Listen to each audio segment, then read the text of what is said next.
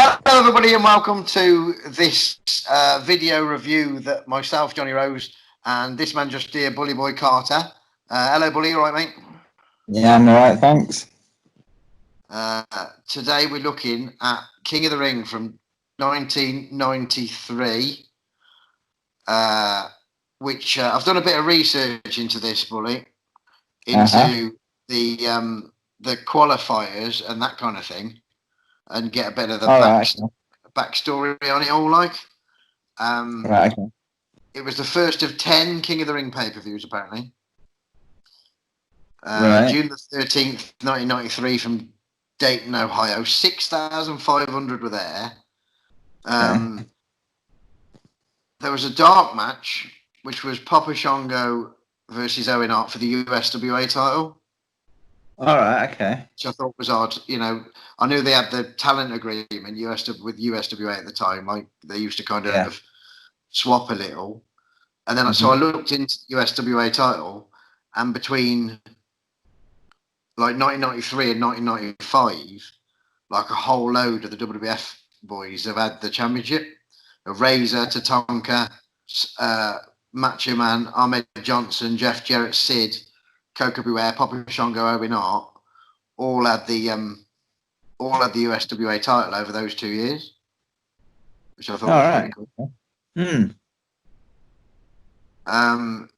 The TV qualifiers, Brett got a bye. Don't know why, do you? No idea, no. I couldn't seem to find out why. You know, it wouldn't tell me why on, in when I looked into it. Razor Ramon advanced by beating Tito Santana. All right, okay. Stars. So that would have been all right, wouldn't it? Yeah. Mr. Perfect beat Doink, but that was the third match against Doink. The first two were draws. So they kept saying, you know, next week we'll do it again. Then the second one was next week they'll do it again. So there was 3 matches of those two. Mr. Hughes advanced beating Kamala by count out. Right. Duggan advanced beating Papa Shango on challenge. All right. Bam Bam Bigelow beat Typhoon on an episode of Raw. That match is on that Raw Prime Cuts video. Oh, is it? Brilliant. I love that brilliant video. It's cracking really good. Lex Luger beat Bob Backlund. And Tatanka beat Giant Gonzalez by DQ. Which would have been a Luke Mac classic, I have no doubt.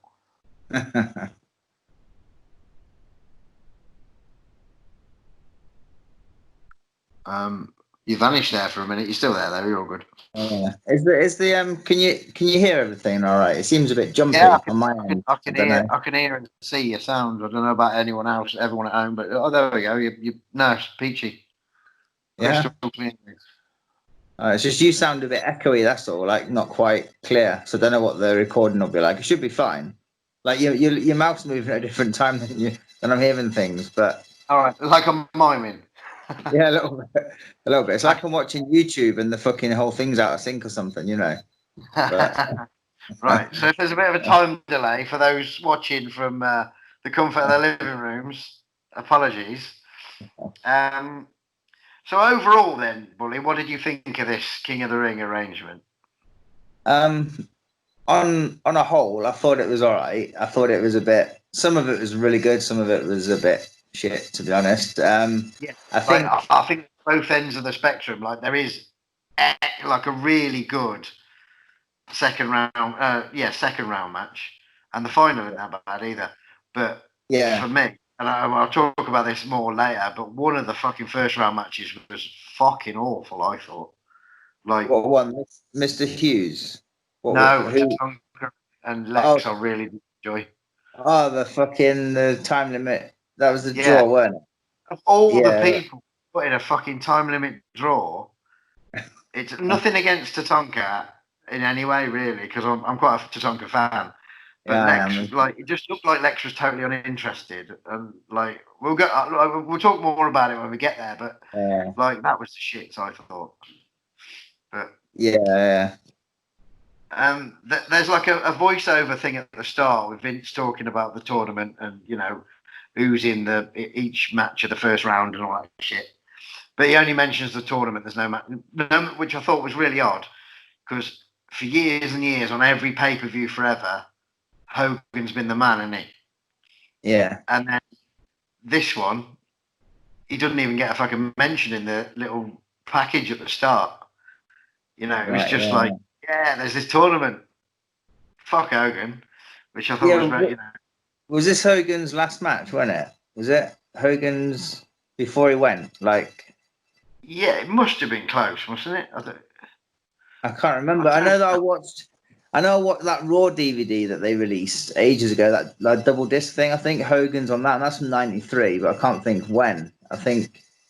But it must have, I think this was his last one, wasn't it? And before he went, I'm sure it was. He wasn't on another pay-per-view, was he? No. No. And then they go to Jim Ross, Bobby the Brain, Macho Man, and they talk a little bit more about the Hogan match and the IC title match with Shawn and Crush. And then we pretty much go straight into it. There isn't a lot of gaga and bullshit at the start. Like, you know, they're pretty... But there is like a million matches on it, with there being a tournament. Yeah. So we go straight into the first match, which is Razor and Brett. Mm-hmm. And I think whoever put it together did a cracking job, because it's like...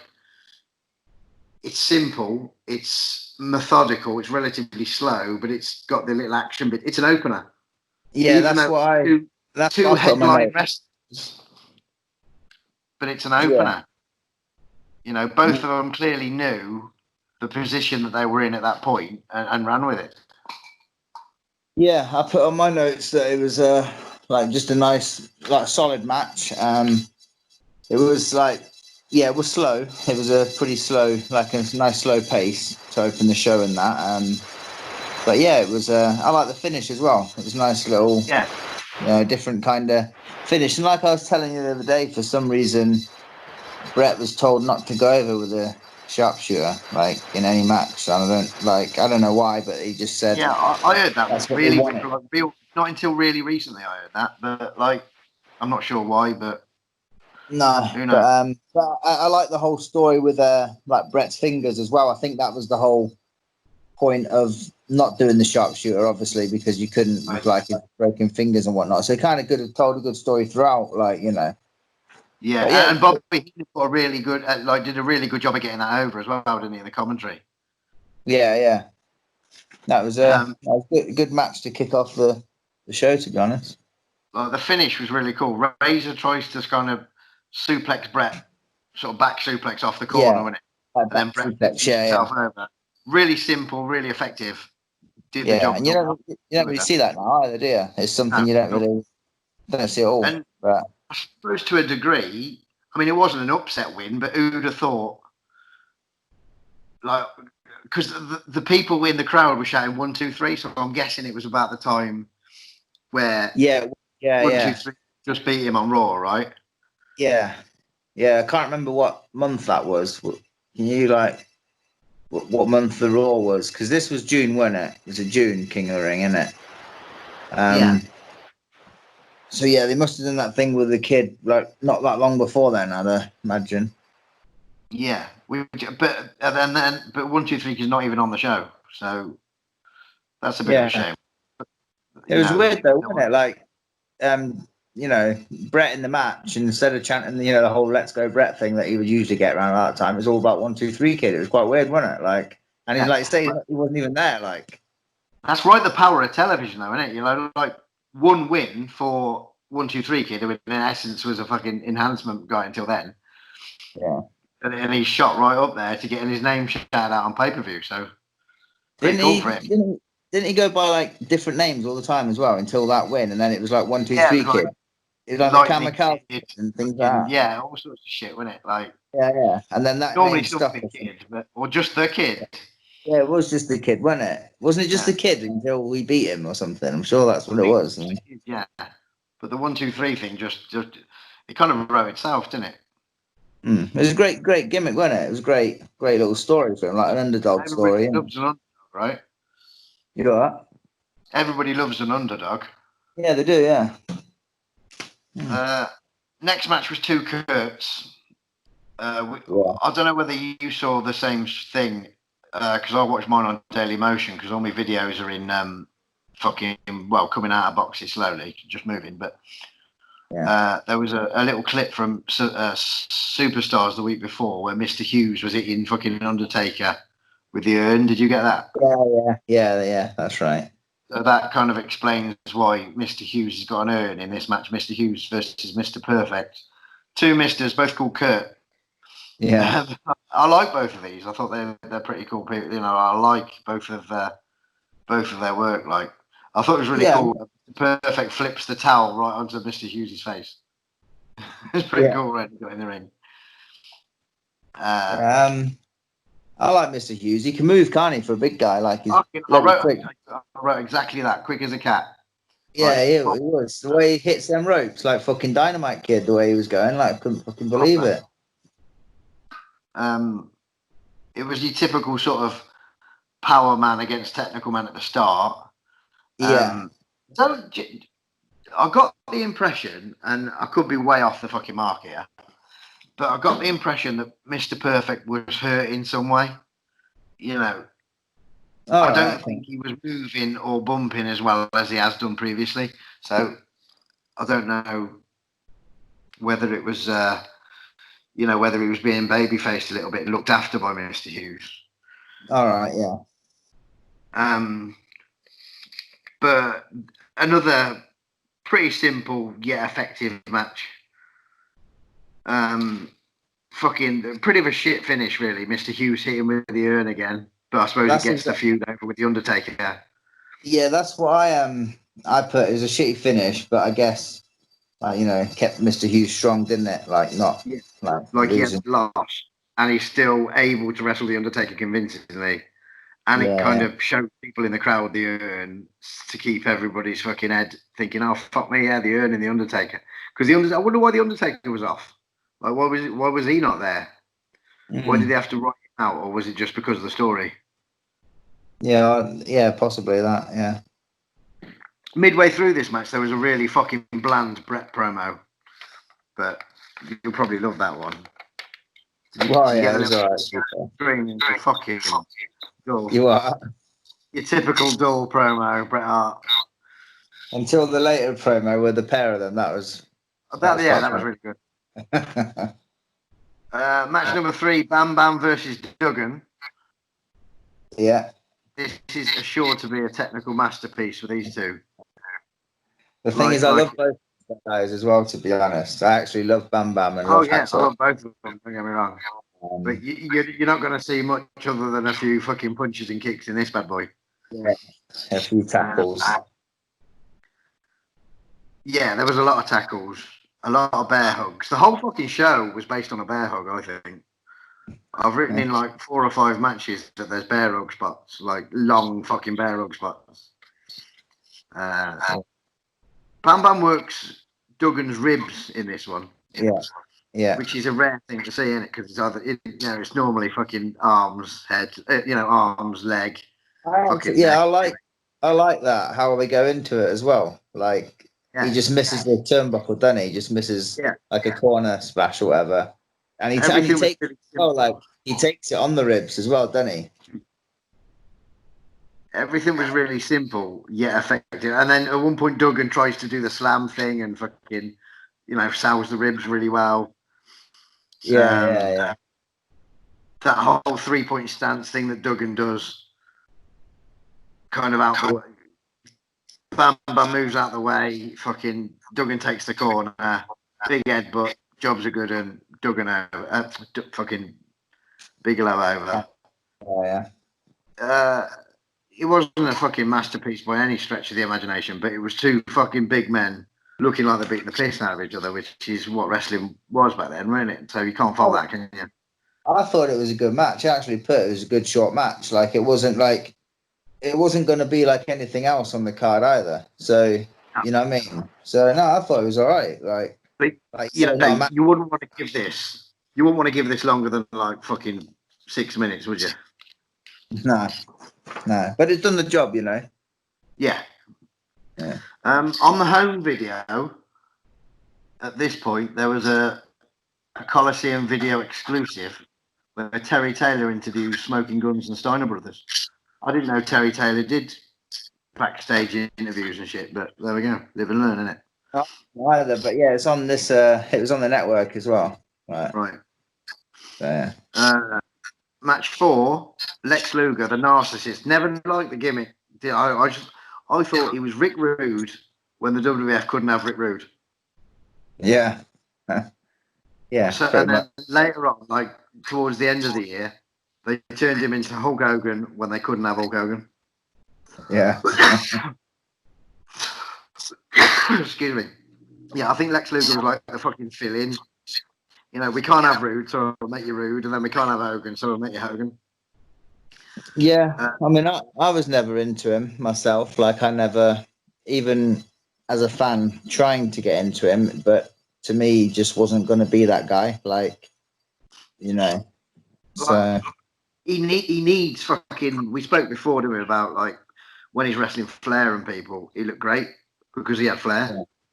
I loved him in like fucking 90 time, like around about 1990. I thought Luger, he had some cracking matches, like, you know, but like you say, I guess it was the guys he was in there with because, you know, 93, 94, nah, it wasn't for me. Like, yeah, like it's like he got worse with more experience. I've said most wrestlers fucking get better, don't they? But he went in reverse, didn't he? But he didn't have, do you know, like I've thought, fucking imagine kind of fantasy booking, right? Imagine if Flair was still in the WWF when Luger got there, like because he went at the start of '93, right? So this very year that we're talking about, so Lex came in and Flair left almost the same time, right? So imagine if Flair and a USA fucking Lex Express Luger would have had matches. If they would have had the NWA WCW style matches in the WWF at main event level, you know, how different wrestling might have gone, and would it have gone in a different direction, and could that have pushed Lex in a different direction and him be world champion for Vince? If buts and mates, like, but I thought, you know, I like a bit of fantasy booking. Yeah, it'd have certainly been different, wouldn't it? Yeah. Definitely. This was by far for me the worst match on the fucking whole show. It was just fucking Dorothy.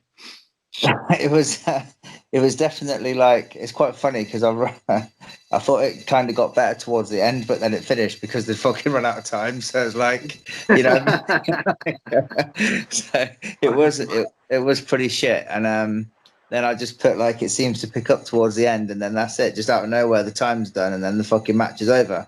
So yeah, it wasn't for. I put the simple word. I put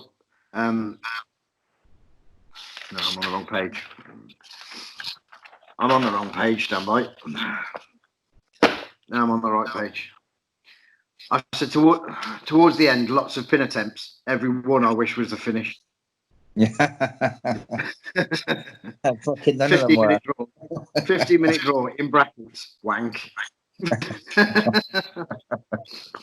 So they're both eliminated, right? 15-minute draw, which means that Bam Bam goes straight to the final, right? I can see why they needed that, because they obviously give Bam Bam the draw, which makes Brett look strong, obviously, with fucking Bam Bam getting the yeah. And Lex Luger does his little promo at the end, and he wants another 5 minutes or whatever, and which I was watching this on the telly last night, and I legit shouted at the telly, "Fuck no, please don't give him another 5 minutes." That's the fucking last thing I want. And then Lex knocks Tatanka out with the whole fucking arm gimmick, doesn't he? Because they force him to wear this armband, elbow pad thing.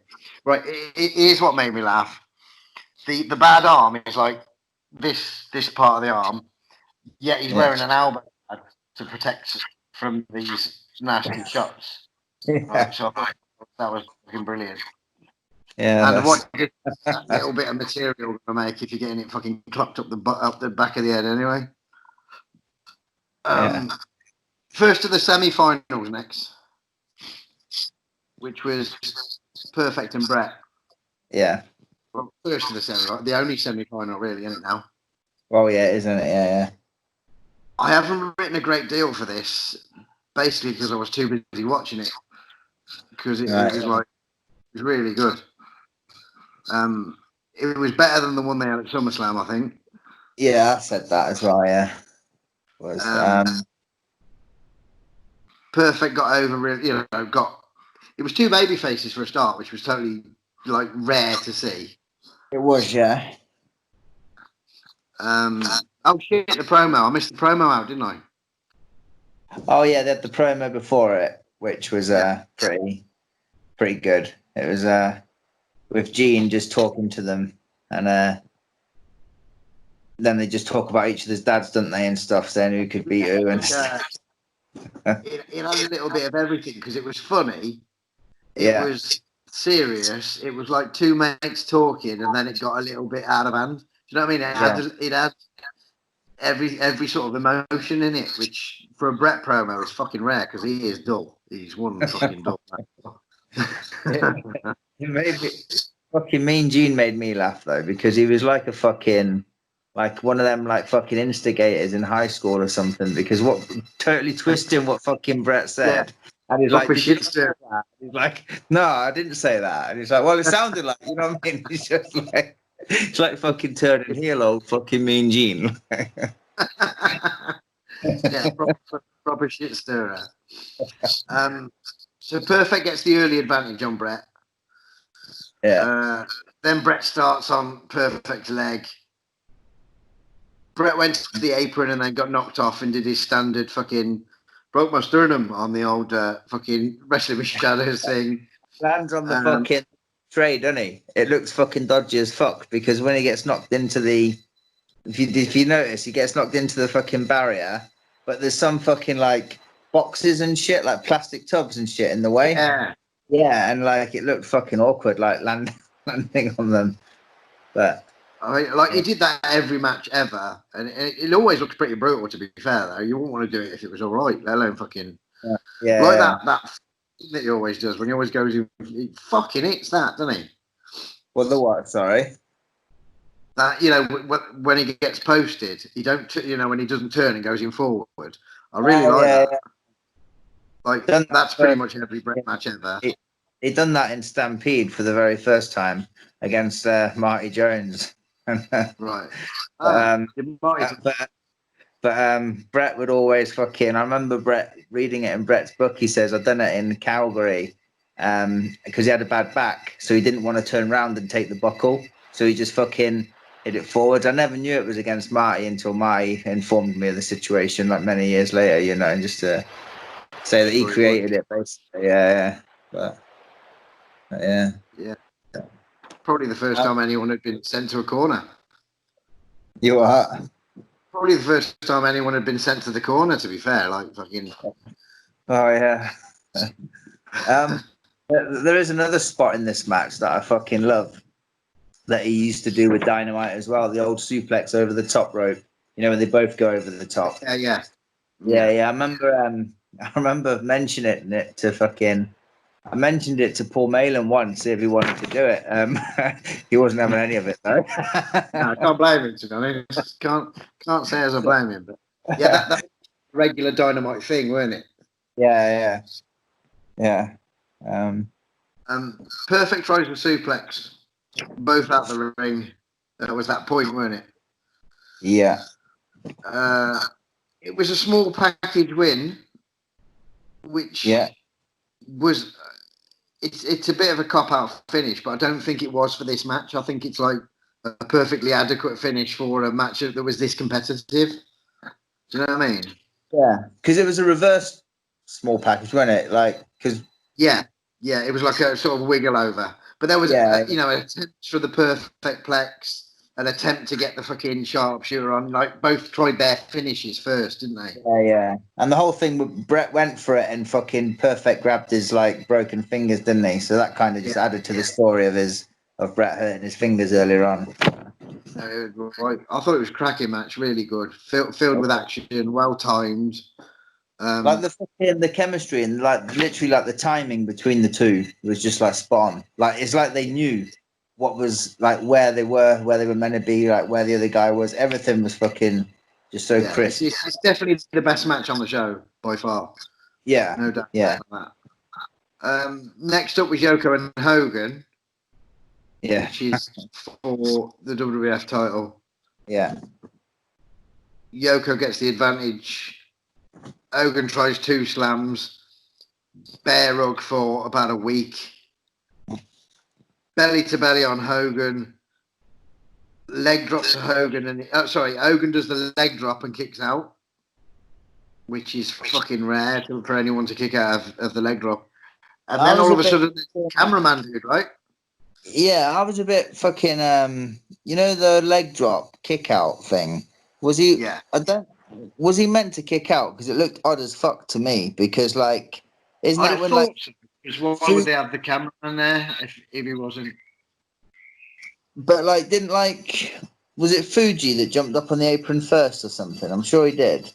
Yeah, like a distraction, Jay. Yeah, but so what I'm thinking, I didn't know if Fuji got up there too fucking late or something. That's why he kicked out. It just looked a bit awkward to me. But maybe I'm wrong. It was just like because he hit the leg drop and then he kicked out and then he went to Fuji.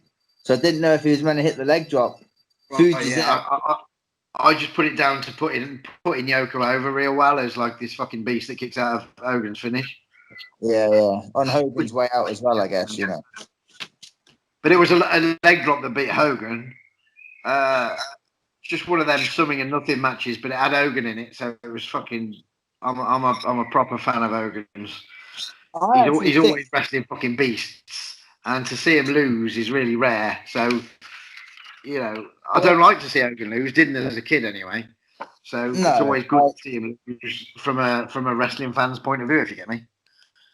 Yeah, but I mean, I think the match is actually better than people probably give it credit for. It was far from a fucking shit match, but people, I know, it's better than it's on paper, isn't it? When you look at the two that are in it, you think, it's gonna be one, fucking drizzling. But no, it was better than it was certainly to look at on paper. Yeah, and for Hogan to lose, so fucking rare. So I don't mean it's good to say it's good to see Hogan lose is wrong, but it's rare to see Hogan lose. So to be part of that is pretty cool. Mm.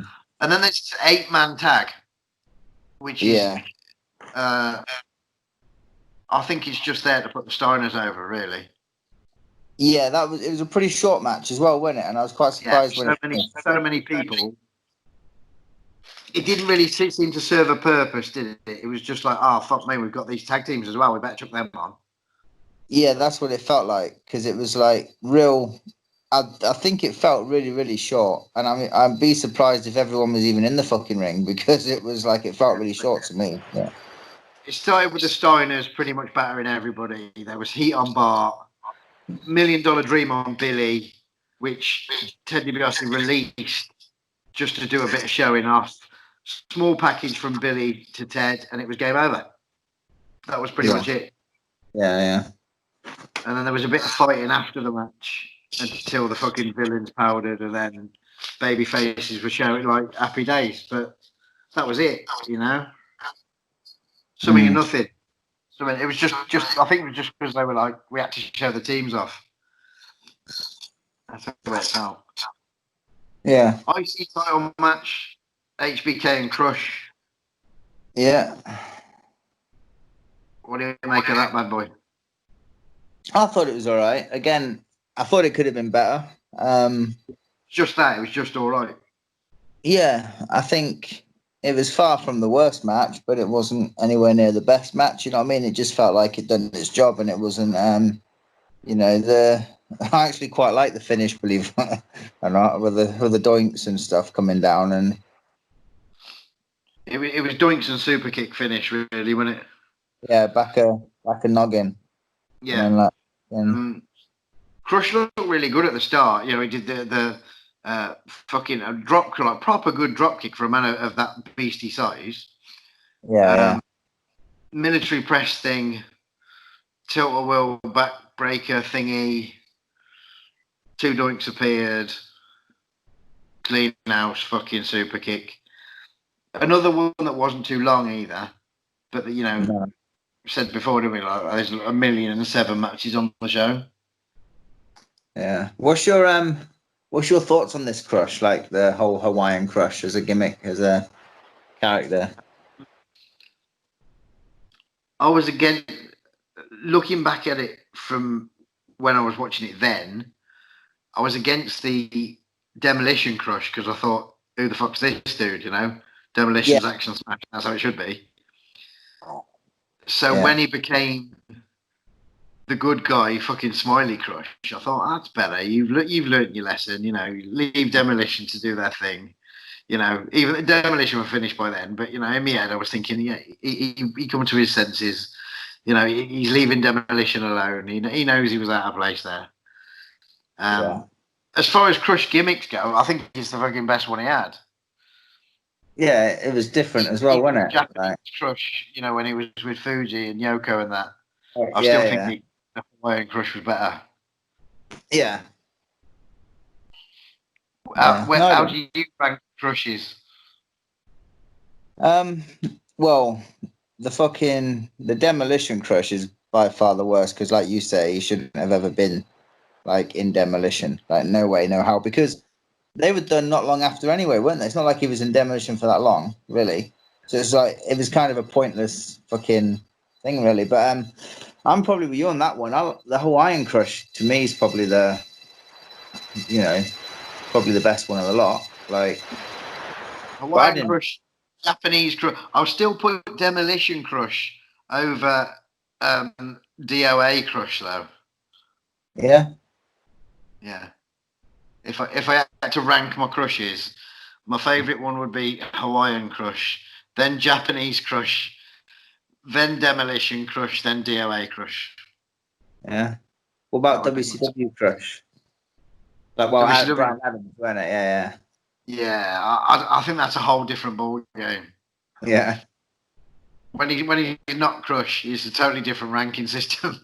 When he's with Chronic. Yeah, it was fucking Chronic. So, hang on, let me get it. Right, so it's final time, right? Brett and Bam Bam. Yeah. Bam Bam goes straight for Brett's back, right? Does he not? Yeah. A lot of this was just Bam Bam, weren't it? Beating the shit out of him. Like, really.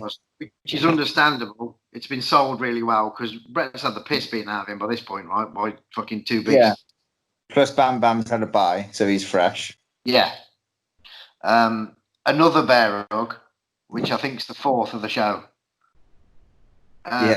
Luna. Yeah. Luna ripped Brett the chair, right? Mm-hmm. That's the same Luna that wasn't there earlier on. Yeah. Couldn't quite get my head around that. No, it's an odd one, isn't it? Yeah. She must have been busy and got there late or something. Yeah, tying a shoelace. She had a fucking double shot that day. It looks like Bam Bam's won. Like every Bam Bam's the king of the ring. Yeah, you're right. Yeah. Earl Ebner explains to Joe Morella the situation. There's a little bit more fucking pointless, bit more, but the victory roll at the finish, it's sort of become. You see that victory roll of Brett doing it to Bam Bam on quite a lot of videos and like highlight packages and things, So that finish is quite, is used a lot, on these little videos. So it's always been around. A very cool finish, I thought. Yeah, I did. There's a funny story actually about that finish, I watched. Have you ever seen the Bam Bam shoot interviews? I don't know if it's the RF one or whatever, where he talks about that. There's one with the ECW posters in the back. I've seen that one. I can't remember when it was. It might be, but he's talking about that match, and he's talking about fucking. Let me think. When Brett's up there, and he does that roll, and fucking Bam Bam, it's like they're all fucking rolled up together and that, and Bam Bam says, when Brett was up there, he let out a massive fart. So when they roll over, he says it's all this fucking protein he was on or something. But when they rolled over, Bam Bam says it's the longest 3 seconds of his fucking life because it stunk like fucking shit, and he's there just trying to fuck. Yeah, when you're holding your breath, 3 seconds is a long time, right? It's a long time, yeah. So then there's the ceremony to give the king the crown and all that shit at the end. Out comes old Jerry Lawler, King Lawler, the only king, right? Jerry Lawler. That's right. Fucking wallops Brett with the old scepter. Yeah. Kabosh. Not in the same way that fucking Savage It Warrior with the scepter, though. That was a whole different scepter shot. It was. If I was ranking scepter shots, it would be that fucker first. I thought it was really rare for a pay-per-view to finish with the babyface lying fucking dead. Yeah, I thought that as well. That's not the send them home happy fucking moment. No. But so it's a fucking like Hogan loses the title and then they finish on fucking the other babyface being fucking splattered all over the fucking floor. Like, yeah, quite a miserable pay-per-view, really. And your new babyface is dead on floor. Mm. The whole feud with Lawler after this was a little bit kind of. I don't think they got as much out of it as they could. No. You know, they kiss my feet shit and all that after. But there wasn't like a big blow-off match. I don't know what the reasoning behind that was or what, but that's how it was left. You know, it left the door open for whatever was coming next to the king against the king kind of thing, I suppose. Yeah, it's funny. Like, I remember watching this show as a kid, and this was the first time I'd ever even heard of Jerry Lawler. First time I'd ever seen him was in at this pay-per-view. Didn't know who he was or anything at the time. So yeah, I don't know how many other people had heard of him, but being a WWF guy growing up, I've never heard the name until that pay-per-view. So it was quite strange. I don't think it was the WWF's best outing at the time. I enjoyed '93. You know, that whole period, really, like fucking '88 to 94, 95. Yeah. Brilliant. It was a great era, but like you say, I was going to say the same thing. It's not one of the better pay-per-views. Great time. Just that, I don't think that was it's not going to be on the top fucking 10 lists of that period by any stretch. No, there was something I was going to say actually, which is quite with it being Hogan's last pay-per-view. I don't know if you ever heard the fucking stories. You probably have, but I've heard a lot of different stories about it meant to be like Hogan and Brett at SummerSlam '93, which was obviously 2 months after this, wasn't it? And apparently they had fucking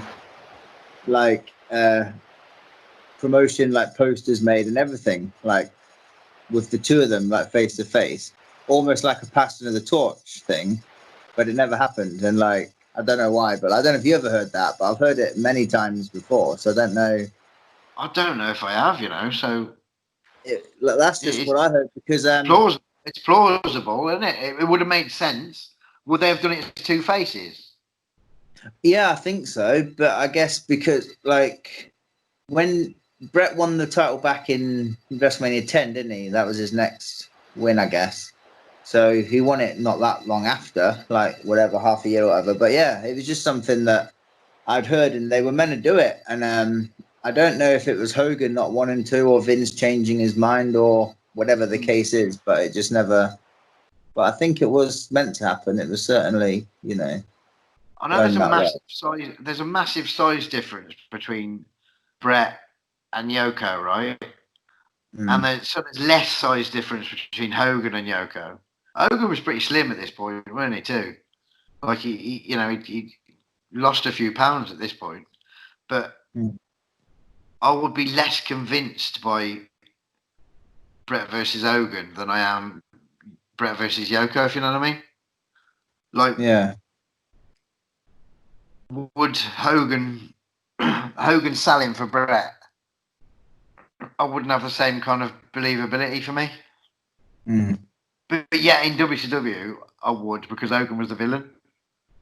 Do you know what I mean? I think it's just fucking. It's psychology a little bit. That's a little fucked up. Maybe it's just me, but you know, I'm not sure I would have bought Hogan versus Brett even then.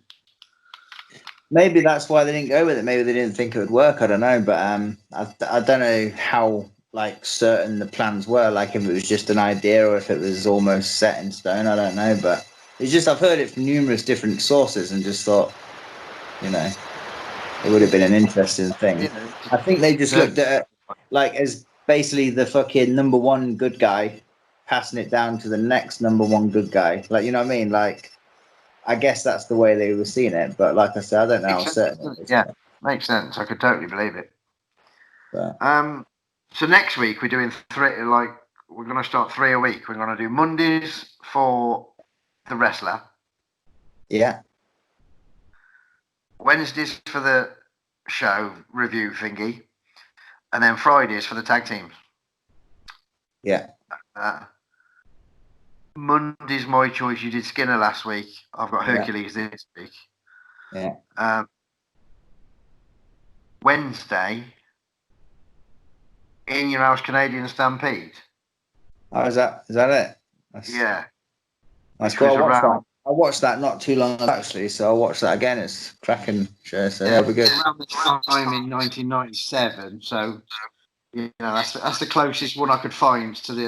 It's 1st of July next Wednesday, so that's the closest one I could find to that. Mm-hmm. And then Friday, like a week tomorrow in essence, we'll watch 4 matches in the same we do as the singles, and talk about a tag team. You know, the first tag teams. What tag team do you want? Have your first. You can have your first pick. Oh well, it's a tricky one, man. Old is your lobster. I'll probably fuck you. Who should I choose? Fucking. We'll get round to every fucker in the end. Let's be fair. I don't know who I'll go with. Go on. Let's go with the Rockers. Because they've wrestled fucking everyone, haven't they? So they've had so many various fucking opponents. So that'll be quite a wide range of matches, I should imagine. So we'll have four matches each of the Rockers. Yeah. Monday we're doing 4 matches each of Hercules. Yeah. Wednesday, Canadian Stampede. Yeah. Splendid. Me and you will do the job. Yeah. Do the job. We will. We'll see everyone at home Monday. See you later. All right.